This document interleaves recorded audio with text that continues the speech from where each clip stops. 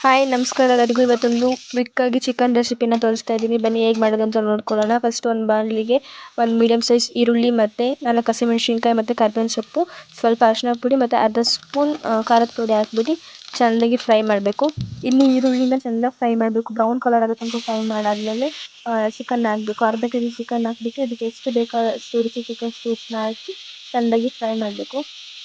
Next ಇದಕ್ಕೆ ಅರ್ಧ spoon ಗರಂ ಮಸಾಲಾನ ಹಾಕಬೇಕು. ಹಾಕಿ ಚೆನ್ನಾಗಿ ಮಿಕ್ಸ್ ಮಾಡಿ ಸ್ವಲ್ಪ ಬೇಯಕ್ಕೆ ಬಿಡಬೇಕು. ಈಗ ಮಸಾಲೆಲ್ಲ ಪ್ರಿಪೇರ್ ಮಾಡಬೇಕು. ಈಗ ಅದಕ್ಕೆ 1 ಟೀ ಸ್ಪೂನ್ ಜೀರಿಗೆ, ಚಕ್ಕೆ, ಲವಂಗ ಮತ್ತು ಕಾಳುಮೆಣಸನ್ನ ಹಾಕಬೇಕು. ಆಮೇಲೆ ಅದಕ್ಕೆ ಬೆಳ್ಳುಳ್ಳಿ, ಶುಂಠಿ, ಕೊತ್ತಂಬರಿ ಸೊಪ್ಪು, ಹಸಿಮೆಣಸಿನ್ಕಾಯಿ ಹಾಕ್ಬಿಟ್ಟು ಚೆನ್ನಾಗಿ ಪೇಸ್ಟ್ ಮಾಡಬೇಕು. ಅಂದರೆ ಸ್ಮೂತಾಗಿ ಪೇಸ್ಟ್ ಮಾಡಿ ಚಿಕನ್ನಿಗೆ ಆ್ಯಡ್ ಮಾಡಿ ಚಿಕನ್ನಿಗೆ ಎಷ್ಟು ಬೇಕೋ ಅಷ್ಟು ನೀರು ಹಾಕ್ಬಿಟ್ಟು ಮತ್ತು ಉಪ್ಪು ನೋಡಿ, ಉಪ್ಪು ಬೇಕು ಅಂದರೆ ಉಪ್ಪನ್ನ ಸ್ವಲ್ಪ ಆ್ಯಡ್ ಮಾಡಿ, ಮಸಾಲೆಗೆ ಸ್ವಲ್ಪ ಉಪ್ಪು ಬೇಕಾಗುತ್ತೆ ಆ್ಯಡ್ ಮಾಡಿ ಲಾಸ್ಟಿಗೆ ಅರ್ಧ ನಿಂಬೆಹಣ್ಣು ಹಾಕಿ ಒಂದು 5 ನಿಮಿಷಕ್ಕೆ ಕ್ಲೋಸ್ ಮಾಡಿದ್ರೆ ಚಿಕನ್ ರೆಸಿಪಿ ರೆಡಿ ಆಗುತ್ತೆ. ವಿಡಿಯೋ ಇಷ್ಟ ಆಯಿತು ಲೈಕ್ ಮಾಡಿ, ಶೇರ್ ಮಾಡಿ, ಕಮೆಂಟ್ ಮಾಡಿ.